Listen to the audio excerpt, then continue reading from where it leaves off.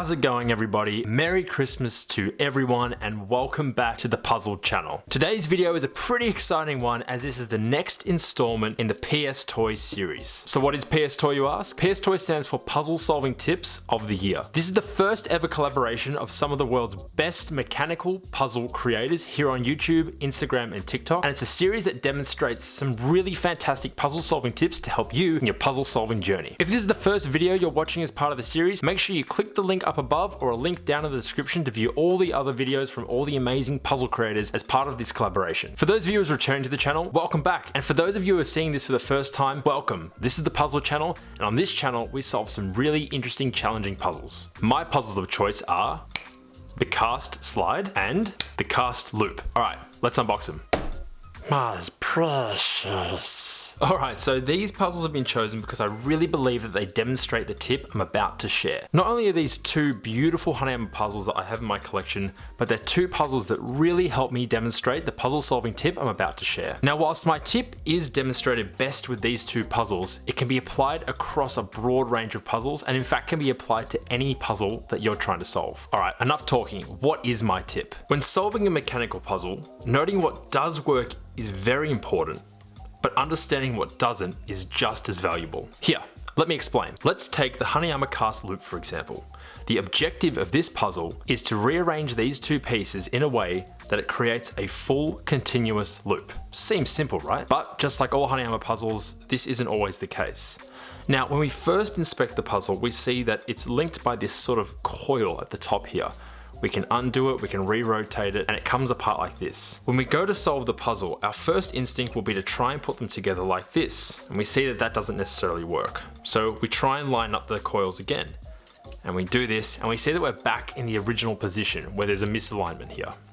So we undo the puzzle again, and some of us will tend to try this over and over. We do the same looping motion with the same entry point time and time again. Now, I don't know about you, but I've been in situations with puzzles a little more complex than this, where I've done the same move over and over again. Now, why I believe my puzzle solving tip is so valuable is that noting what doesn't work saves you a lot of time and a lot of frustration and moves you closer and closer to the goal of solving the puzzle. If I was to continue to use this motion and begin at this entry point and try and solve it in the same way over and over again, I would achieve the same result. By making a mental note or a physical note on a piece of paper or a computer, I know not to put this piece in here over and over again. If I do, I'm going to end up in the same place, which is this starting position. To me, this signals that I need to take a different approach. Keeping this in mind forces me to think outside the box and think about the puzzle in a different way. Yes, we've tried this method over and over again and we know this doesn't work, so perhaps we need to try a different entry point. So in this case, we know that this method doesn't work, so we need to think differently. We need to think outside the box. So if I think about this in another light and position these pieces in a different way, starting from a different angle or a different entry point, and maneuver them in a way that I haven't before, the puzzle is now solved. Now, it's because I noted that that first method didn't work that I was able to come to the conclusion that this may be a feasible solution. Now, I appreciate that this is a pretty simple puzzle. This is actually a level 1,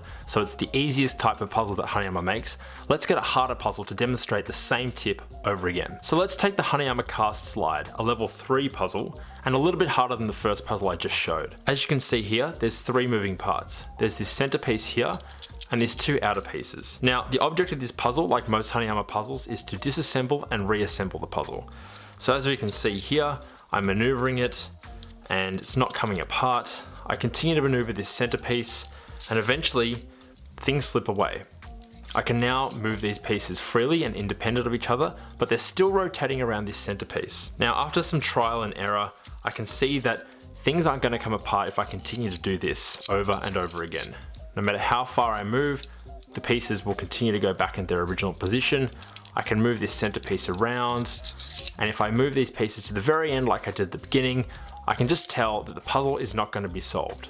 So if we take my tip from the start and we look at the way that we applied it with the first puzzle, If we continue to do what we always have done, we'll continue to get the same results. But if we note that this doesn't work, we'll know to think differently the next time we try a new maneuver. So let's put this into practice. So in the case of the Hanayama Cast Slider, we need to think about the ways in which the pieces move and think creatively about how we can remove this middle center piece. So as we know, moving these two sliding pieces to the extremes isn't going to work. So perhaps we need to rotate this piece when the pieces aren't fully separated. So in the case of the Hanayama Cast Slider, we need to gently move these pieces, and once we have found the sweet spot, rotate that centerpiece,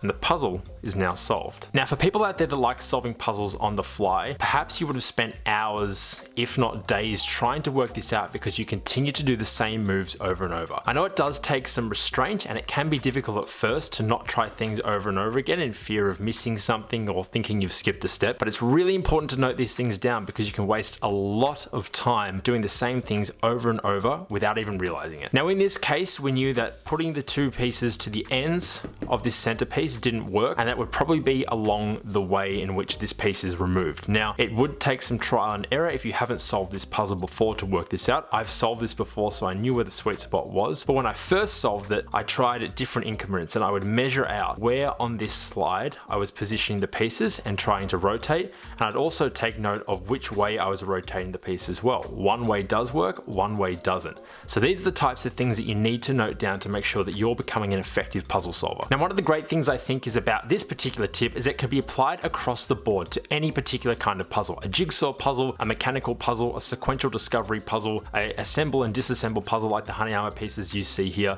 It can be applied to anything, and it's a really great way to approach a lot of problems outside the puzzling community as well. Alrighty everyone, that was my puzzle solving tip of the year.